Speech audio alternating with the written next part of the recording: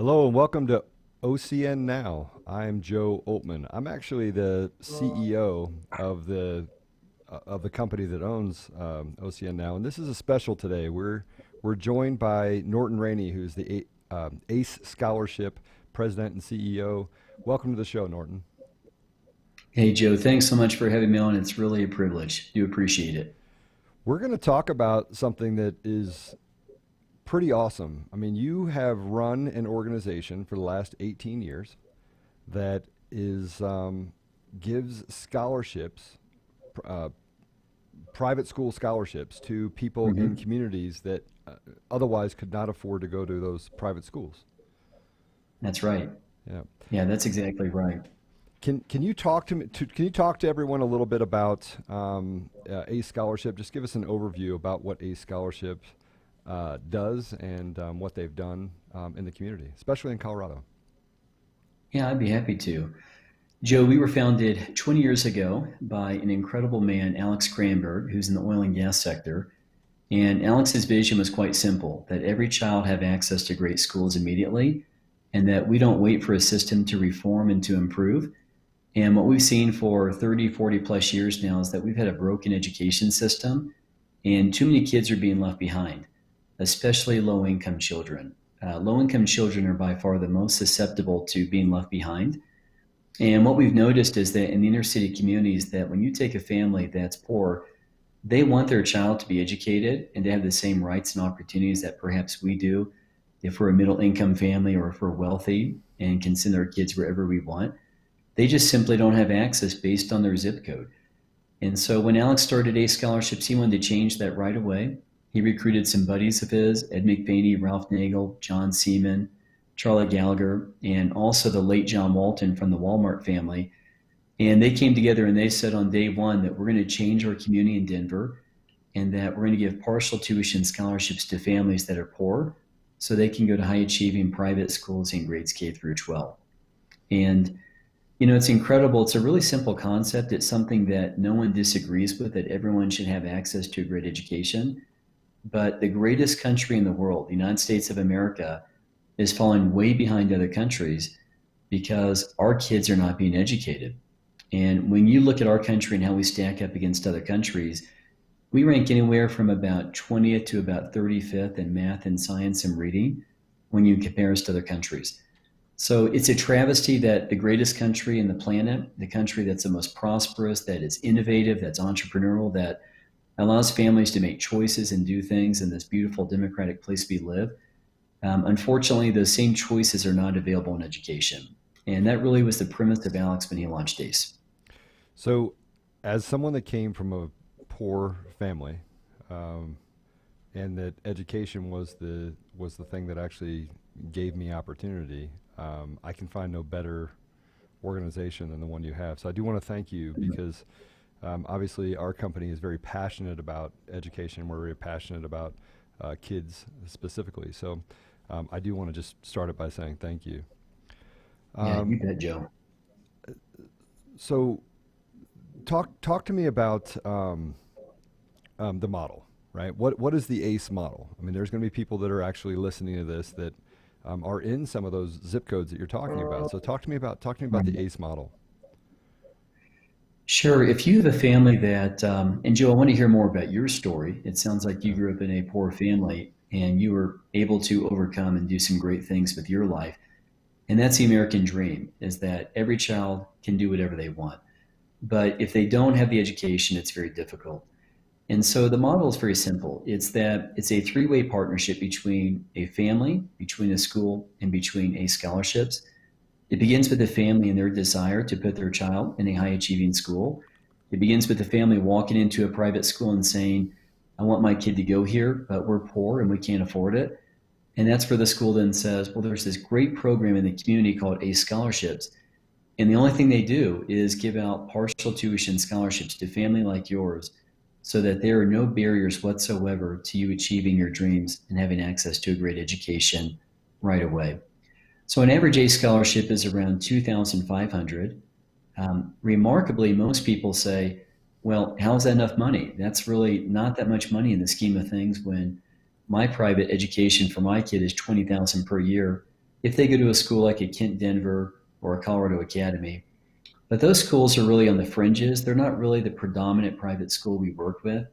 Most of our private schools, their tuition's anywhere from 7,500 to 10,000 per year. So the 2,500 or 3,000 if you're in high school is basically a third of their tuition. And then the school will scholarship some of the money. And then the family also, they come to the table with skin in the game and they also contribute. And I got to tell you, Joe, that's actually the most remarkable part. And that's the one thing that to this day still amazes me is that if you take a family that's making 35,000 per year and they've got four children, how do they actually pay for their kid to go to that school about 2,000 per year? I don't get it, but they do because they're gritty, they're hungry, they're absolutely desperate because they want to make sure their kids can go somewhere right away, and they'll do whatever it takes. I mean, Joe, I've heard stories of families that volunteer as janitors, they have car washes, bake sales, anything that's needed of them, they will do whatever it takes to get their kid in that school. So right off the bat, we've got a huge advantage with our kids' success because when you have a motivated family, in turn, their kids will also be motivated too. That is absolutely amazing. Uh, it's a lot to take in, right? Because you are right. People and coming from a poor community, people in poor communities are very gritty, right? They're very innovative. They find ways to, and their kids are really the thing that they want to give opportunity to. They want that next generation to have more than what they had, and so coming up with 2,000 or whatever it is, they'll find a way to get it done, whether it's working a second job or a third job. But some of the other things that I heard about inside of ACE scholarships over the years is that there's also a way that the parents and the student can actually work in the schools as well. Is that true? It is. Yeah, it really depends on the school. In Colorado, for example, we've got, I think, over 150 private school partners right now. And every school relationship with the families is different, but they do whatever it takes for the family to succeed. And sometimes it may be jobs in those schools or volunteering. But the reality is that the schools are really heroic here. We're partnering with schools that care deeply about their communities, and they want to make sure that Johnny and Susie and every kid that's in their community, that they have no excuse at all. And I remember many years ago when I started working in ACE, probably 18 years ago, I went to this beautiful school, which is not open anymore, unfortunately. And it was a inner city African American school.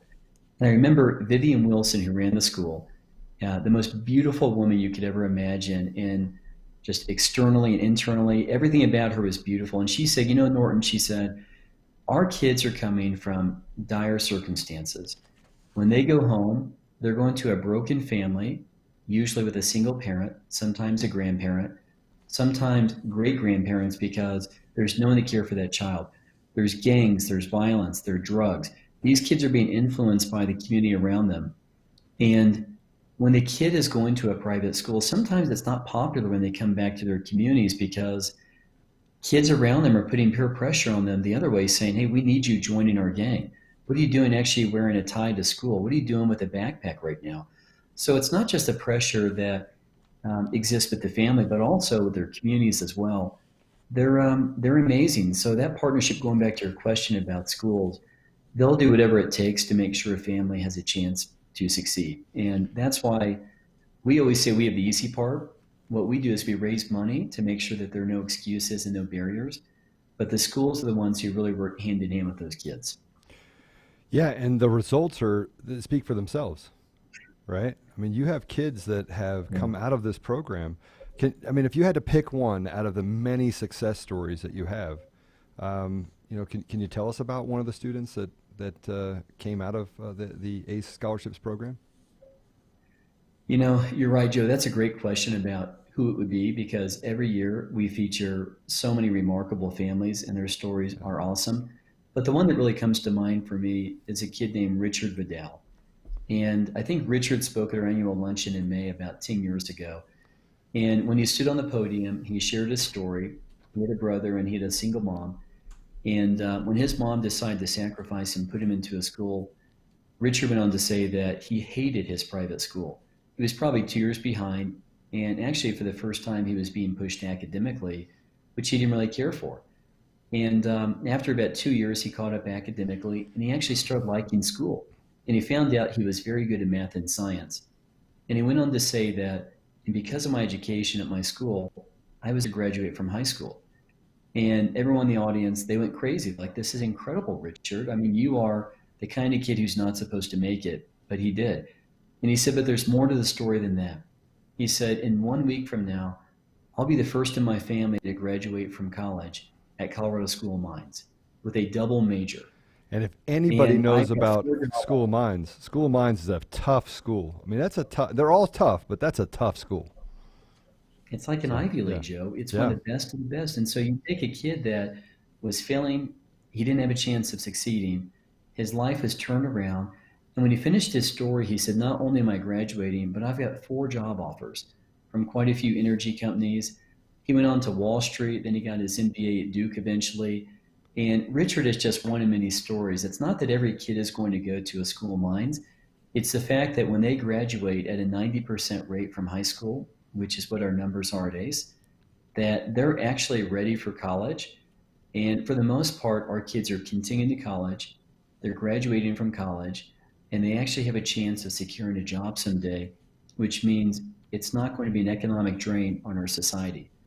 And Joe, I've seen some studies out there, and I think this number is way under, but they say that for every dropout in our community, it costs us as taxpayers about $2 million over the course of their lifetime when you factor in loss of wage earning potential, welfare, et cetera. I think it's much greater than 2 million now, but the point is made, and that is that for every kid who drops out, it's a drain on our society, and that's not the American way. no, it's not. Can we can we can we switch gears for a minute and talk about um, one of the founders of ACE Scholarships? Someone that I think is probably one of the most amazing people. We talked about it before the show started, Mm, and that's Ed Mcvaney, who passed away last month. right. Can you actually, I'm sorry, at the end of June he passed away. I think it was June 29th. Um, if I get that wrong, forgive me. But I know it was in the last 2 months, Joe, yeah, and Ed was a remarkable man, as you know. yeah. So he is someone that was probably one of the most humble people. When you met him, you would never. He's very unassuming. We talked about the he'd drive. He likes older cars, but he would drive around in a Volkswagen Beetle. At least that's when I first Right, met him. He was in a Volkswagen Beetle years ago. right. Tell us a little bit about Ed Mcvaney and just the heart of the man himself. Yeah, I mean, where do you begin with such a great man? Ed McVaney was what's made our country so great. And I'll tell you a quick story about him in addition to ACE. He sold his business, JD Edwards, which, for anyone listening, was a wildly successful software company. They eventually sold to Oracle, I believe. And he did incredibly well financially. And he would say that I'm the luckiest guy in the world. For a guy that was growing up in a small Midwest town in Nebraska, I think in Iowa also, who had dyslexia, he was told at a very early age that he was stupid and that he wouldn't succeed. Well, obviously, he bucked those odds and went on to build truly one of the greatest American companies. Well, when he sold this company, I'll never forget it. Probably about 3 years after, Don Rumsfeld, who was Secretary of Defense at that time, reached out to Bob Schaefer in Colorado. And Bob was very involved with these scholarships and said, Bob, I need you to help with the rebuilding efforts of Iraq. And this was after the war. And Bob was telling Ed about this. And Ed said, you can't do that, Bob. You've got a family, you've got kids, you've got responsibility. I'll go. And Ed McVaney went in Bob's place. And it actually made a whole lot of sense because they used Ed and his skills in the software business to actually build a database in the Middle East about, terrorists and, just helping them rebuild their country. But anyway, Ed went there and he was actually living in harm's way. He was walking around in a bulletproof vest and a helmet. And this is a guy that didn't have to do that, but he loved our country so much. He said that I never served in the military, and this country has given me so much, and it's time I give back to this country.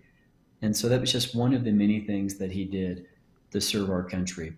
But from an ace perspective, he was remarkable. He was a teddy bear. I mean, as you mentioned earlier, he certainly had a gruff side to him. He would say, hey, let's get to the point right away.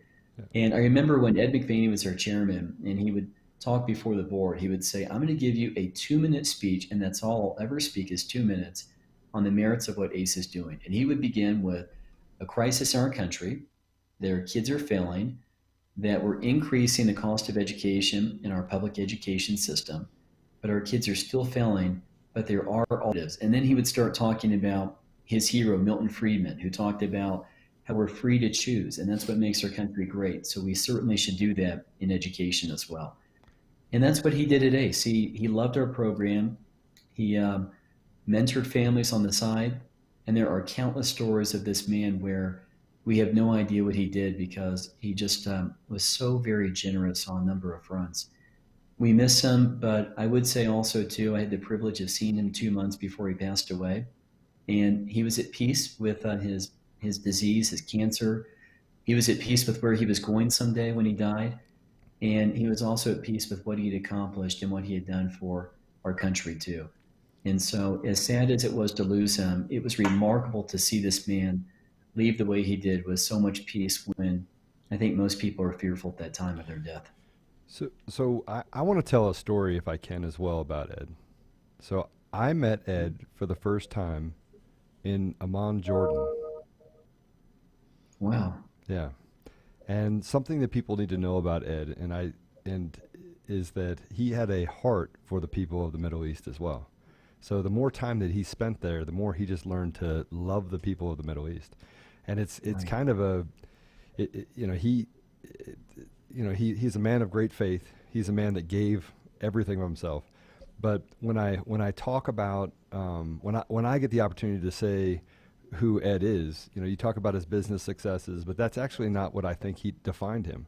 And so Right. when I first met him in Amman, Jordan, he was with a group of men that went there on a group for peace and reconciliation. And I was invited, he was kind of gruff at first, right? Right.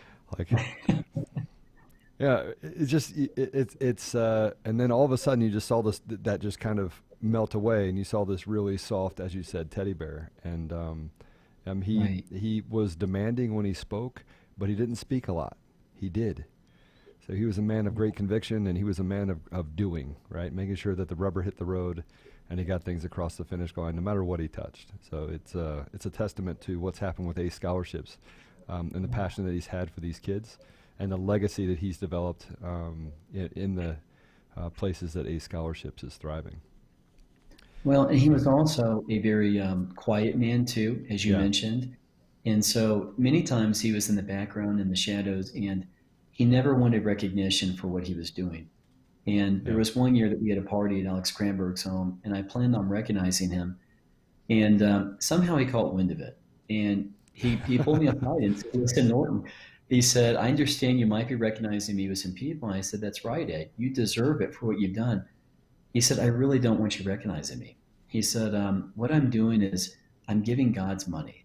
I've been blessed in my life, and I'm just doing what I should be doing. And I want to keep quietly as well. And I learned a great lesson that day about a very generous spirit and heart.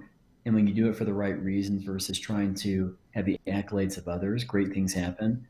And I know it would be the first guy to say that he was blessed beyond measure. And I think a lot of that really came down to the fact that he had a great heart and he just wanted to help people out. But he wasn't afraid to disagree with you. And he also wasn't No. afraid to say when he was wrong. He would call back the next day and Right. say, I thought more about that conversation.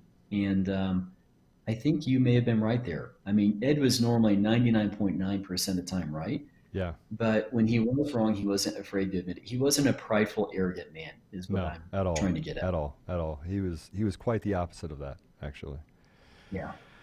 So, t- so ACE Scholarships is not just in Colorado, right?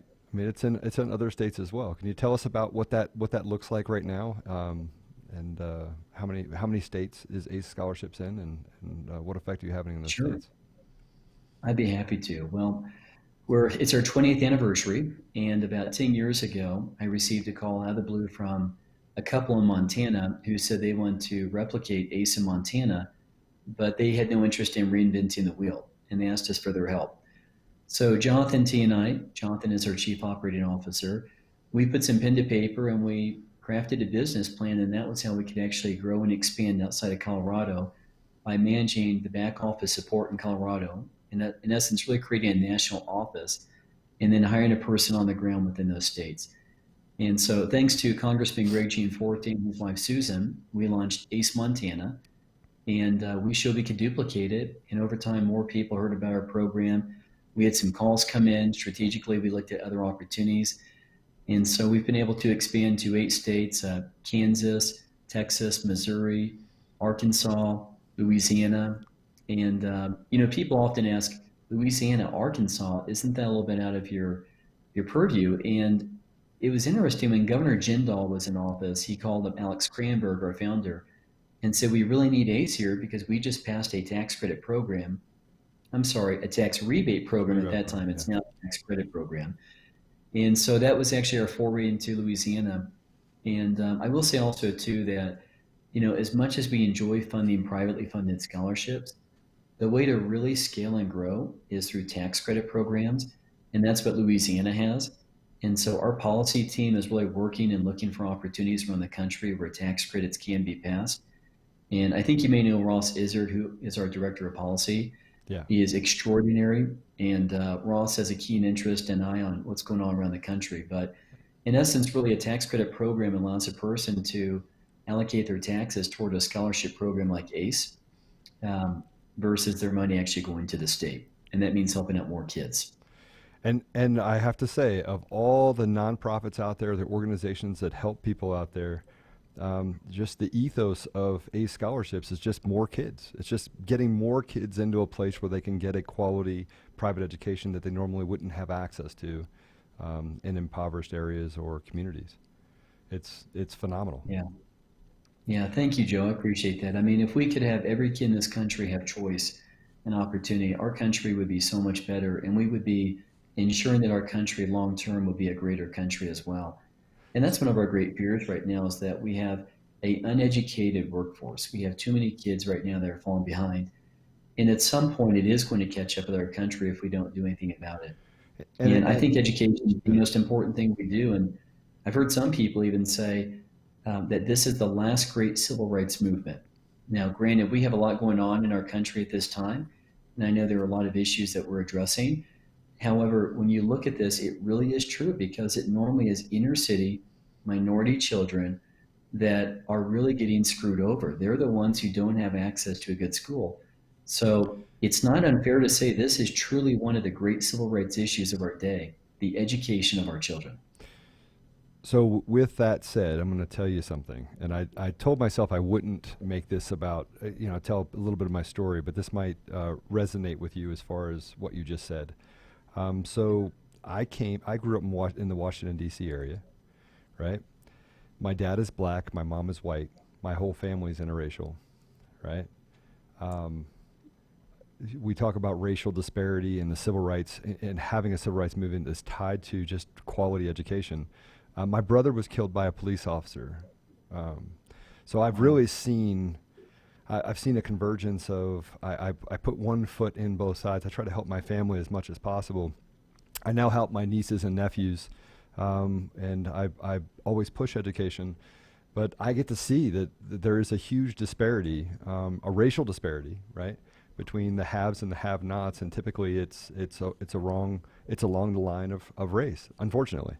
And so I've been given an opportunity, a huge amount of opportunity based upon a couple things, one of which is teachers that actually saw me as someone that was smart even when I goofed off and all I cared about was sports and girls at the time, right? That held me to an account. And the second of which was sports. Sports actually gave me an opportunity to make a difference, to see that I could win. And hope is really one of those things that is missing from inner city environments, those poor zip codes. And education was the thing that gave me hope. And so I see what ACE Scholarships is doing and the effect that it can have on the community. That is it's tremendous. Just from my perspective, it's tremendous. Being that I had to fight tooth and nail to get out of that environment, and I know that there's a lot of people in those environments that that probably are facing, not probably, they are facing the same type of issues holistically. that you So, did also. yeah, and it's, Just incredible. And I got to tell you, that's you are our story. I mean, at the end of the day, that's the American dream. It doesn't yeah, matter what your color is. It doesn't matter who you are. It's if you want to succeed, let's prep you, let's equip you, and give you the skills that you need. And that's where, after 20 years and over 100 million in scholarships and seeing kids graduate and do great things with their lives, that's really what it boils down to is the American dream. That yeah. we're all created equal in God's sight, and that we have opportunity to succeed. And to use that once you get to the point where you've enjoyed success is to make sure you give back, right? To give back to the Yeah, community, right on. and not only the community, but even the community that you came from, and that's it's an important part. And I have to tell you, we have 194 employees across 13 companies, and I get constantly asked, so does your parents give you this company? Mm. And I laugh and I go, no, this is just hard work. So there's an amazing amount of pride that comes from being able to have access to that opportunity. And I think Ace Scholarships, Ace Hardware. What is wrong with me? Ace Not the Scholarships first is time that's happened, Joe. We've what? had that before. Hey, Yeah, but Joe, what you said though too, and I want to go back to again our 20-year anniversary and the fact yeah, that we had extraordinary founders. Almost every founder involved in ACE made what they had on their own. They were gritty people. They worked hard, and that's why they love ACE so much yeah. because they recognize that through hard work and education, you can accomplish great things in your life. And listen, I recognize also too, if you're from the inner city, your chances are much less that you're going to succeed. But what we're going to do is we're going to elevate those chances significantly. And if we don't do that, we're going to continue to have a divide in our country. That divide will only become greater. And that's why I'm so disturbed right now. For example, at a national level, we've got an opportunity with this new federal stimulus plan where $70 billion dollars is carved out for education. And we're pushing for 10 billion of that, 7 billion to go to private schools because 10% of the school population are private schools. And guess who's fighting that and opposing that? Teachers' unions and Democrats. They want all Yeah. that money going to public schools. And what's a travesty about that is that we are totally agnostic on where a family goes to school. We are not anti public schools. I'm a product of a very good public school at Arapahoe High School, but I also grew up in a good neighborhood. Yeah. And that meant that my public school was greater too. So we're agnostic. We just want families to be able to go to an environment that provides them that access to great education right away. And if we don't do that, we're going to continue to have a great divide. But this stimulus plan and making sure we get this over the finish line with the money is very, very important. And what I would say to your listeners is that if you have someone that's a congressman or woman and a senator in your district here, someone you know, please shoot them an email and say, I heard today there may be an opportunity for a portion being carved off for private schools. It is so critical we do this because it's going to be the lifeblood of our private schools moving forward in a brutal time of COVID and economic despair and perhaps a recession that may be looming from what we have right now. We need this money badly. So talking about the private school, yes, you do, absolutely. And I think that I have so much that I want to say about inner city public educations that I mean I start to get pretty angry. So I'm not going to on this show voice my opinion other than the fact that a small portion of, we talk about Denver specifically, schools in Denver on the public side have air conditioning for their kids. That some of the opportunities that they have just aren't there. The dropout rate is very very high in those environments. Sometimes in upwards of 60, 70, 80%. So that don't graduate from high school. I mean, those are big numbers. And Right. so what you've been And able many to, times when they graduate, they shouldn't be graduating also. These are kids that they're graduating for their numbers looking better. But if they go to college, if they're lucky enough, they need remediation. But Mhm. most aren't going to college because they're not ready. And then there's no access to other things such as trade schools and things like that. Because not everyone can go to college, right? Not everyone, that's not the path that they need to take. But getting them through high school where they actually have the education standards or at least um, the skill set in order to go to the next level. That's just missing in some of these. I won't say all of these. Some of these inner city schools. So I Yeah, want to it so I is. want to talk about the elephant in the room, and that is COVID. Hmm. How are the schools? How are the private schools actually adapting to this environment that we have right now going into the fall? How are they adapting to COVID right now? Remarkably well, incredibly well, much more than we could have ever imagined. And I'm sure for every person listening to this program, you think about your children and how your schools have responded. I can say that we've been very fortunate. Our kids go to great private schools in Highlands Ranch. And going back to about 4 or 5 months ago when this ordeal began, I will say the private schools were incredible. They're not online based educators, but they had no choice but to become online educators. And they did it through online programs. And what we've heard from our families in the schools is that they continued educating their children. Going into this fall, their plan right now is that every child goes back to a school. I know in Colorado, that's the plan of our school system right now. And the only thing that would prevent them from doing that is if the governor once again has an order that you can't return to school. But for the time being, they will be there. But here's the good news is that once again, if there is an order that they can't return in person for social distancing reasons, is they are fully prepared to educate the kids online. What this means and why it's so significant is I really do believe someday when we look back on 2020, maybe 21 as well too, if this persists and we're not educating our kids, this could be the greatest divide we've ever seen in our country's history. And we're going to see that children were left behind so much greater than they have been today, and that we are going to fall further behind. It could be one of the greatest travesties, but also I think one of the greatest opportunities to show that if you put a kid into an innovative environment that has an entrepreneurial mindset, that you don't have to be held back still. You can still be educated and do great.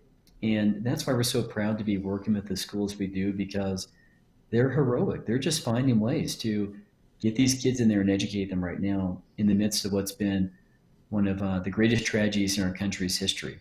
And so much uncertainty in the future as well, wondering what's going to happen in the next 2 to 3 months, perhaps even longer as well. Yeah, it innovation is kind of the key to the future, isn't it? I mean, it's just but the kids do need the interaction. I mean, I'm a firm believer that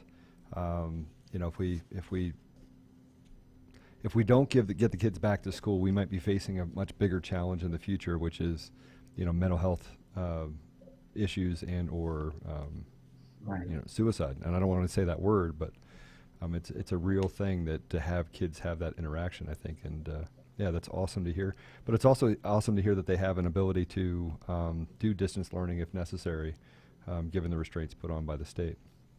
Um, Yeah, but Joe, I think the other thing too is that we could have a sense of, and this is just a hypothesis, complacency as well too, because the longer you go without your education, the easier it is to fall back, and the harder it's going to be to once again, I think, turn up the heat on your education. And so, what I don't want to see happen is complacency, and we just need to find a way to educate our children. And you know yeah, what? If in fact we need to almost look at this as a lost year, perhaps, and not even have them in their grade level and repeat that grade level, I would much rather see kids be educated and prepared versus falling behind and just graduating for the sake of graduating. right. But this is teaching us a whole lot about the innovators and the entrepreneurs. And once again, it brings me back to our founding in ACE that, for the guys, the men who started this program, they didn't really know what was on the horizon. They just knew they had to start walking and doing something about it. And that's where we are at this time. People don't know the certainty of education, but they're doing something and they're just making sure kids have access right away. So that leads me to the students and the parents. Like, how are they doing? They are some of the hardest hit by what's happened over the last 3 or 4 months. Is there any? Can you give us kind of an update, a holistic update on what's happening with these students and these families? Yeah, we have a value at ACE. It's one of our core values to be optimistic. And I would say that about our families. Our families are eternally optimistic. They believe the best is yet to come. And so the families, despite the circumstances and how difficult it is, they're fighters. And they're doing awesome. They really are. They just don't want their education to be shut down. And they're willing to, I think, even put their kids, I don't want to say in harm's way or take a risk here. I don't think that's a fair statement here. But they truly, like you said earlier, Joe, they want their kids to be around other kids and teachers not just online based, because they see the value in the interaction. And they're looking at this right now saying that um, education is critical, so let's don't fall behind. But they're amazingly optimistic. And I got to tell you, they're the reason why we exist. They inspire us every day. It's their tenacity and their hard work that keeps going. It's our families that make all the difference. So talk to me about uh, character development, right? Talk to me about the, as a part of what we do for these families, character development of these students, and does that actually carry on to even the families? I mean, does that? I mean, I know that personally, I've seen kids inside of ACE scholarships also pass on some of the things that they've learned in school to the Right. families that has really just been able to help them as well. So talk a little bit about that if you can. Well, that's a great question, Joe, because it's much more than education. We know that's important. But if you're not a person of character, if you're not honest, none of that matters. Right. And so they are pouring into these children through their character at their private schools, faith as well. 90% plus of our schools tend to be faith based. We are not a faith based program, we're secular, but the reality is that 90% of our schools tend to be faith based schools. And I'll tell you what we've learned over 20 years, and I loved hearing our founder, Alex Cranberg, talk about this recently, is he said, I really had no idea going into this how important a character-based, faith-based school would be for our children. And I think when you've got a faith, there's a belief, there's optimism, there's excitement that you can do great things. And our schools do an awesome job in that regard. From an ACE standpoint, we're pretty hands off with our families. We are really the facilitators of their opportunity, and we really let the schools do the educating, so we're not micromanagers. Although we do have an alumni team, and we have a lady, Aida Clinton, who does a fabulous job interfacing with our alumni and knowing where they are in college, and also engaging them to help out and volunteer with our program. But you also mentioned something about families and their ability to give back, or just the kids influencing their parents. Many years ago at an ACE luncheon, also, we had a kid who spoke, and then right after, her mother came up there, and her mom said, I thought I was only doing this to help out my child, but I had no idea how much it would influence my life. And she said, I was so inspired by my daughter graduating that I decided to go back to school and get my high school diploma. So Ooh, the gives me chills. community impact is so much greater than just one child. It's a household, it's the siblings, it's the parents, it's the neighbors, it's the people that look at that family and say, what's different about them? What are they doing? And it really boils down to making that decision that I want my child to have a better life, and they see that better life happening through education. That's just amazing. So can we talk a little bit about policy and the advocacy efforts of ACE, and then maybe at a high level talk about in Montana the Espinoza case. And most people aren't Yeah. going to know what that is, so I want to keep it high level, but talk about that. How you can influence things in different states that ACE scholarships is in. Sure, I'd be happy to. And I'll start with Espinosa in particular. Yeah. Is the Espinosa families in Montana, and they work with the Institute for Justice to actually file a lawsuit against the Supreme Court in Montana that was denying public monies being used to put children into schools of faith. Montana has a tax credit program, albeit it's a very small tax credit program. It's only a credit up to $150 per donor family. But what it boiled down to is they were denying that money be used for kids to go to schools of faith. And so the Espinosa family filed a lawsuit. It went all the way to the U.S. Supreme Court. And in the last 2 months, they ruled in favor of the Espinosa family. And what's very exciting about this is that it didn't just impact their family or families in Montana. This will have a ripple effect around the country because they basically said that if a state passes a program, it's lawful and it's something that we should support. And more importantly, also too, is that it was a decision against what's called the Blaine Amendment. The Blaine Amendment dates back all the way to the 1800s, and it was an amendment that was created basically against Irish Catholics who were immigrating to our country, so that there was that separation between church and state because there was prejudice against Catholics from Ireland. So It's a groundbreaking case. It's going to have extraordinary impact in the future, and I have no doubt that more states will pass programs, and legislatures are working on that. And as I mentioned earlier, Ross Izzard, who runs our policy department, that's what he does. He looks at opportunities around the country, and he's working with legislatures and leaders in states to help us pass more programs. If we can do that, Joe, it's going to be a change here for our country that will be more significant than we can ever imagine. But I think the tide is in our favor right now, and we're very excited about the policy side. That is amazing, and I actually that Espinoza case, I've been following it all the way through, and I think this will be a huge win for impoverished communities around the country, and I look forward to seeing ACE in every state in the country in the next 12 months. We do too. No, I'm just kidding. And also, Maybe not next 12 months. Yeah, I know. If we get some of this federal money, our chances are greater. There are some other really cool programs around the country, like ACE as well. Yeah. And so we are asked that question: do we want to be in every state? And our answer is we want to be in every state where there's not a program like ours. Right. And that's the cool thing, is that there's some other amazing organizations that we call our brothers and sisters, so to speak. They're doing the same thing, and we support them. Servant leadership. That's what it's all about, is just giving back to the community. And yeah, that's what ACE is about. So I want to talk about how COVID has, every year you do, this is the 20th anniversary, and every year you have a tradition of doing a annual luncheon.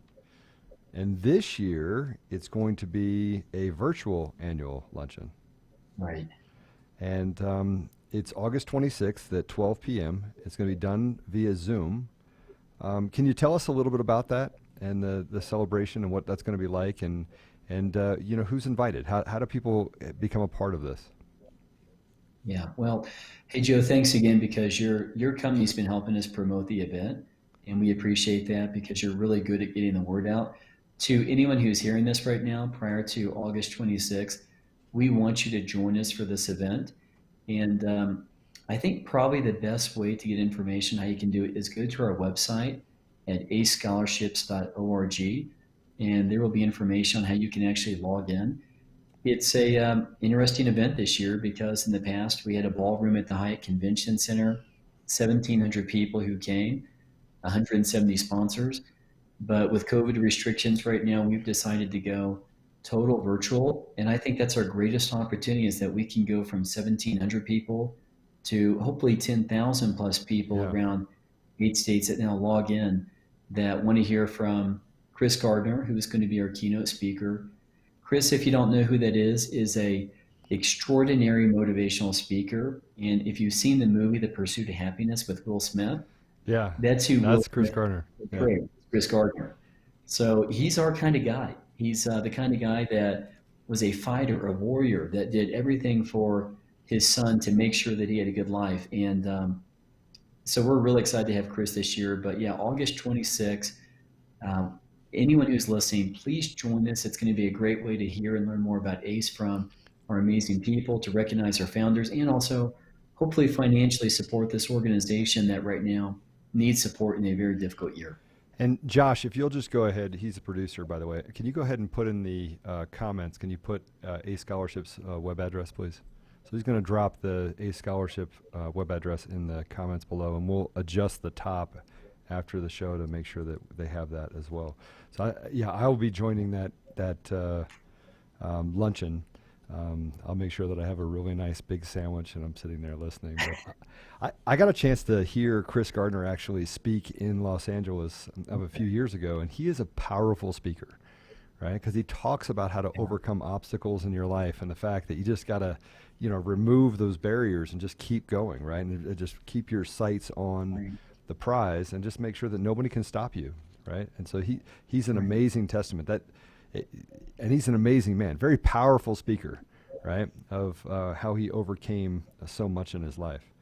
And Joe, one more thing on that also. Sorry to interrupt you there. I was going to say that, our keynote addresses we have are really good. We've had marquee speakers from Condoleezza Rice to Bill Bennett. They are spectacular.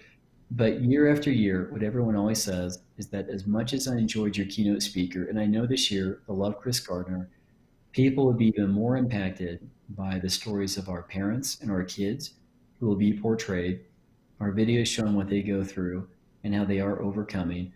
And so, anyone who can join us, it's only going to be a 1 hour luncheon. It's normally an hour and a half. And so, we're making this only 60 minutes. But I can assure you, if you join us for that, it will be much more inspiring than just hearing my voice today. I want you to hear the voices of our families. They're the true heroes, and they're the representation of what this program is.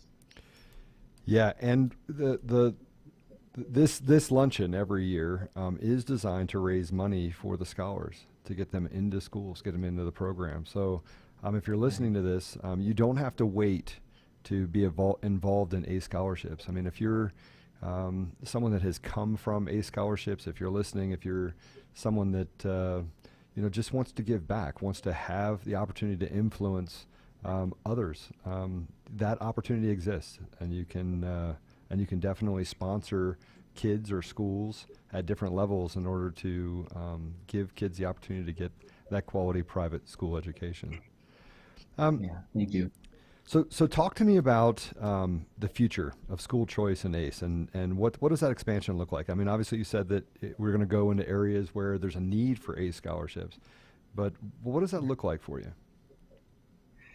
Well, two things. One is making sure that this year, during a very difficult year with COVID, that we shore up our existing 8 states and make sure that they perform well. But sky's the limit. There are many states right now that need ACE scholarships desperately, and we want to grow into those states over time and help them out. And the model is really twofold. One is that we have a privately funded program, or we have, hopefully, policy enables us to have tax credits that can also grow the program within those markets too. But our vision, once again, is that every child, we don't mean some children, we mean every single child has access to a great education. And until that happens, we're not going to stop. That is our mission and our vision at ACE, is to ensure that we can put more kids into high achieving private K through 12 schools. And so we're going to continue growing around the country, maybe a little slower this year in particular. But as we reboot, I think, so to speak, and we gird our loins for the future, there's no doubt that we'll be growing into more states. And data's on our side. And I know, Joe, that's one thing you want me to talk about today, is the data component. Yeah. Is that our program is unequivocally successful. And we can show people time and time again that our kids succeed, they do well, and it's the greatest return on investment that you will ever make in your life, because we can guarantee success with our kids. Yeah, so talk to me a little bit more about that. I mean, talk to me about what is the data telling you? What is the data telling the communities about the success of ACE scholarships and what effect it has on communities specifically? Well, a few things. One is you've got the graduation rate and ACT scores, and we're showing that if you take a low-income kid in our program compared to other low-income kids in their traditional public schools who don't have the same opportunities, they're graduating at far greater rates. Again, 90% of our kids will graduate on an annual basis. Their ACT scores are significantly higher, and they're going to college. But more than that, if you look at the real hardcore data, the quantitative side, we have a outside third party researcher, and what we show every single year is that our kids in math and science and reading are proficient, and their numbers are significantly higher than their peers in traditional public schools. So data's on our side. There is no doubt we invest a lot of money in data research because we know it's critical in this day and time, but it's on our side, and our families are performing quite well. And social mobility. Well, that was a question that came up. It came up. I was talking to Keith about social mobility, and I go, he goes, Joe, make sure you discuss social mobility. And I was like, okay, I'll discuss social mobility. So talk to me about social mobility. Well, yeah, so I would say right now, with our families in particular, is people always assume that they are going to a neighborhood school, and that does happen a lot. Mm-hmm. But with many of our families, they actually are traveling a great distance to put their kids there. And so just when you think in terms of a family and the sacrifices they're making, it's significant, but also too, what is their opportunity socially in this world, in this community, to actually do things that have never been done before? We are seeing kids get an education and secure jobs that no one in their families ever had before. So that mobility and that opportunity to succeed is so much greater. And again, that means that we're not going to have the economic drain in our communities. And the other thing I wanted to add also very briefly on the research side is that quantitative research is so critical, but there's a qualitative side as Qualitative. well too. And that is actually just knowing that families are doing more things together, that their family unit's stronger. And our data is showing that families are eating dinner together for the first time, less video games are being played, that parents are reading to their children and helping them with their homework. They're doing things they've never done before because they're being influenced by the school they go to. So that social mobility piece isn't just good for the kids themselves, but also for the families. So why social mobility is also important is the ability to think that you can have something that was out of reach, right? And Yeah. in the public education side, I remember as I go back to the community that I grew up in, and as I have conversations with people that I went to school with, I'll take them to even restaurants, right? I went back and had a couple of friends from high school, and I'm like, hey, let's go grab a bite to eat. And I took them to a really nice restaurant, and just some of the things that that were said at that dinner was, wow, I've Right. never been in here before. I thought we were going to go to IHOP, and I was like, no, we're going to have a nice meal. And then it's an eye opener that you can have. It's that hope that you can have more, right? That there is opportunity. And Right. there's so many barriers and restraints that happen in impoverished communities. There's just a ton, right? Yeah. And I think that ACE scholarships kind of breaks through that barrier and says, no, anything's possible, right? Anything's possible. And you talk Yeah. about reading to your kids. You have kids that are reading to their parents. Just think about Right. the impact that that has. Is that parents want more because they can see more. They see opportunity that's starting to manifest in those kids, and I think that watching ACE scholarships have this effect on communities is, it's a it has the ability to multiply in ways that you can't even see, that you can't even fathom seeing, and create Right. opportunity in places that you didn't think were even possible.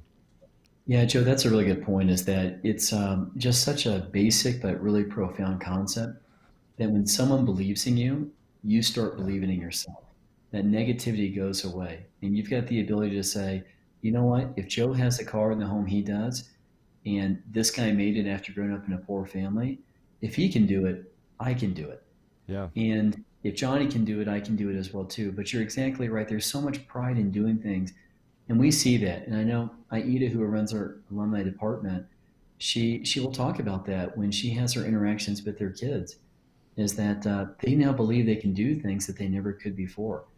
And again, that's what our country has done so well is our democratic structure has allowed us to be big dreamers, and we need to make sure that we sustain that. If we get away from that and we squash a person's ability to dream and be visionary, our country won't be as successful. And so I think on a side note, in a way, that's what's so important about our private is that people think these teachers in private schools make a lot of money. They actually don't. They They make don't. considerably less money than teachers in public schools.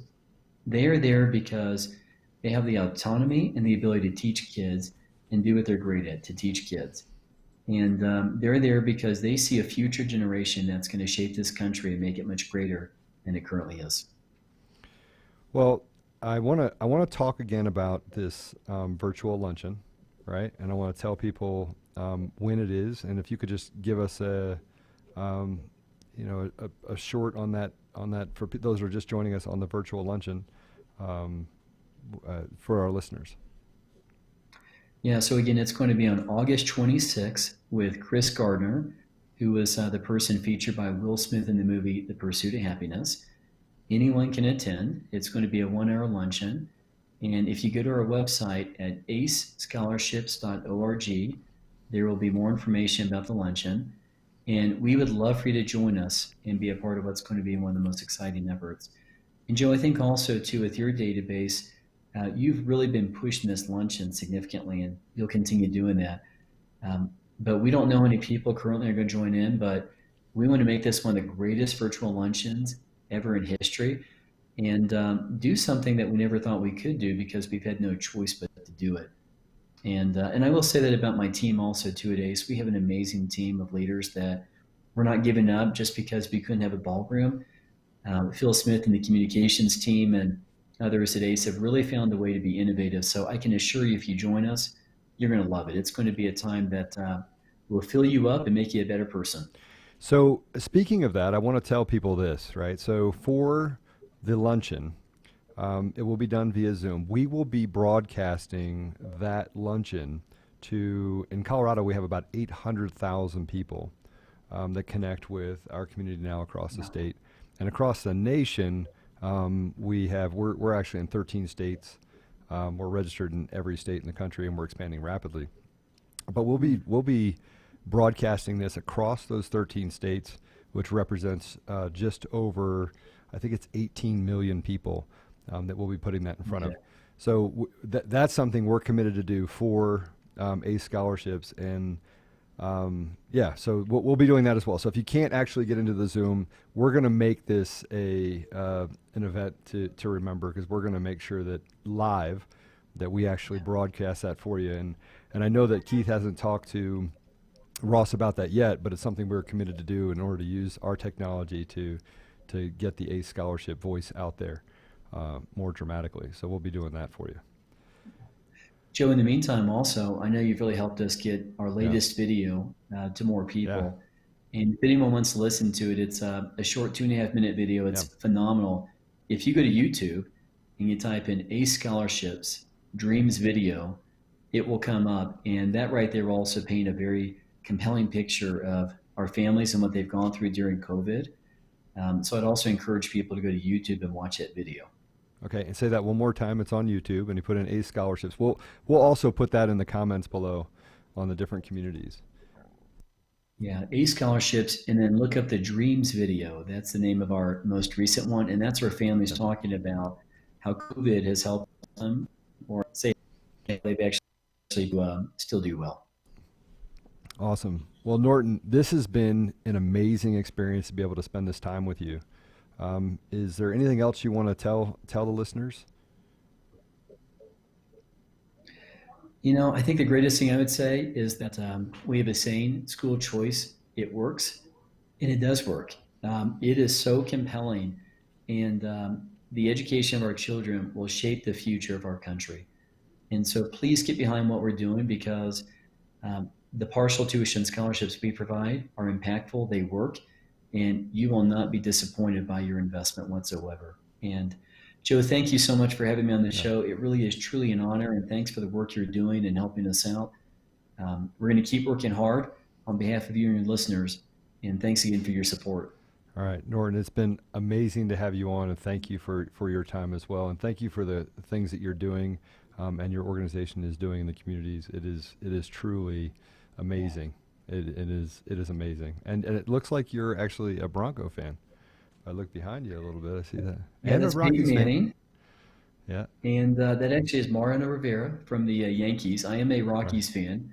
All right, I love my Rockies and how they're doing. But that's the greatest closer of all time. And then Peyton Manning spoke at one of our events 2 years ago. Yeah, and he's a great man, and so like him a lot. All right. Well, I'm going to say to everyone that's listening, acescholarships.org. You can go there and get information about ACE scholarships, as well as going to YouTube and putting in ACE scholarships Dream. Norton, was it Dream? Yeah, just type in Dreams video, and you'll see it will come up right away. All right. Yeah. I want to thank everyone for listening. As always, this is OCN Now. And this has been a special interview today with Norton Rainey, who is the ACE president and CEO. Norton, thank you. And as always, we'll see you on the other side, and we'll visit us, like the video, leave a comment, and please participate in the virtual annual luncheon on August 26th at 12 p.m. Mountain Standard Time. Norton, thank You you. got it. We'll see you guys on the Thank flip you, side. Joe. All right.